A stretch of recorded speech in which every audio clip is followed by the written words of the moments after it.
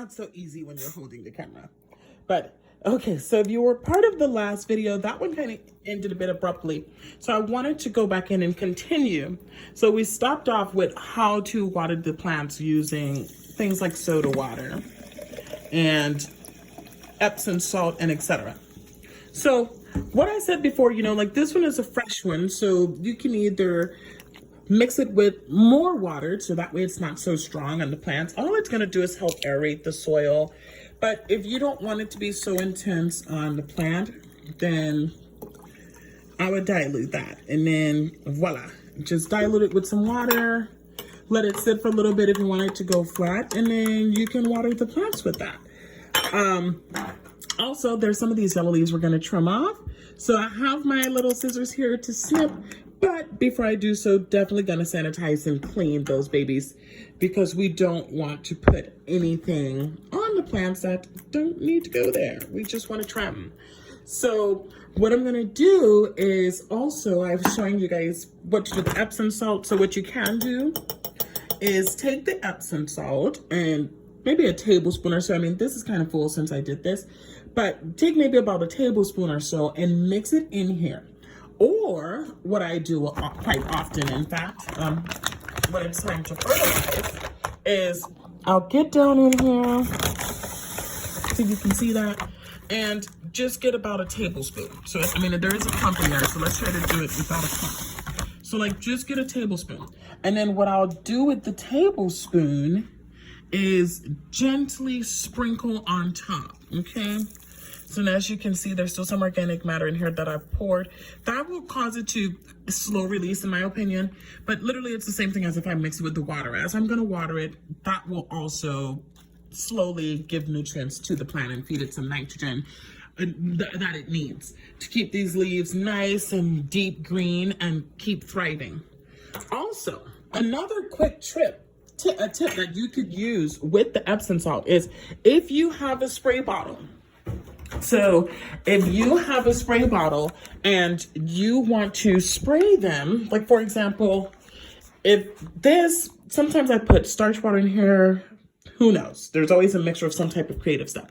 But you just mix them. And when you have Epsom salt in here and mix them, it also helps create very strong leaves, prevents bugs and all type of stuff. You know, I have some neem that I use also to put some neem on here. But sometimes just mixing Epsom salt with the water will keep them thriving. And that usually works really well also.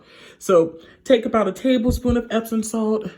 This is about like 400, looks like 400 milliliters of water. So I would mix that together, shake about a tablespoon in here, and then use that also to fertilize the plants. Definitely is going to be worth the while, definitely very effective. Like this orchid, I bought these orchids, they were going to toss them in the TRASH. And I bought them from them, telling them, no, they were not DEAD, and I definitely could keep them alive. So rest assured, they have been thriving, and I'm just going to let them do their thing. And before you know it, there will be sprouts coming up from this plant. So when you think it may be DEAD, still give it a little bit more time. Sometimes the treatment is what is causing it to look not as vibrant as it once was. And your care tips and tricks that you do could be what keeps it alive. So like I was showing that I didn't get to do earlier, this glass is a bit full, but we'll still do it. Do you see? You dump that in there, okay? So I didn't do a full tablespoon because it's kind of full and I don't want to make a mess because you still have to stir it. So, but at this point it looks like it's kind of stirring itself. But you still want to get in there, kind of mix this baby up a little bit. Because what I'm going to do is, I mean, I have a lot of plants to water, guys, and I didn't even show you guys all the plants outside. So I love to focus right now just on the pothos and the indoor plants because it's wintertime. And I feel like, especially living out in the West, it's so difficult sometimes to take care of plants because it's so dry. So when you are living in these very desert climates, like how we are in the Mohave Desert, where it's a super desert, there's things you can do that will actually keep the plants alive. You know, you don't have to drown them in water because they may go root rot and not like that anyhow. But sometimes they may want to drink a lot, you know, because they could be really thirsty. So This is King Solomon checking in. Just wanted to share some quick tips and tricks with you on how you can keep your plants thriving and growing and happy even through the winter seasons and even in dry climates. That's right. It can be done. You can do it.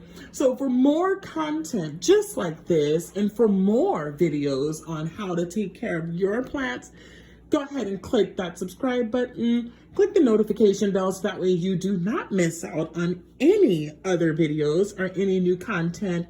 And that way you can also follow us on our journey as we watch these babies continue to grow and mature. So thank you so much for joining and welcome to the kingdom. I am King Solomon.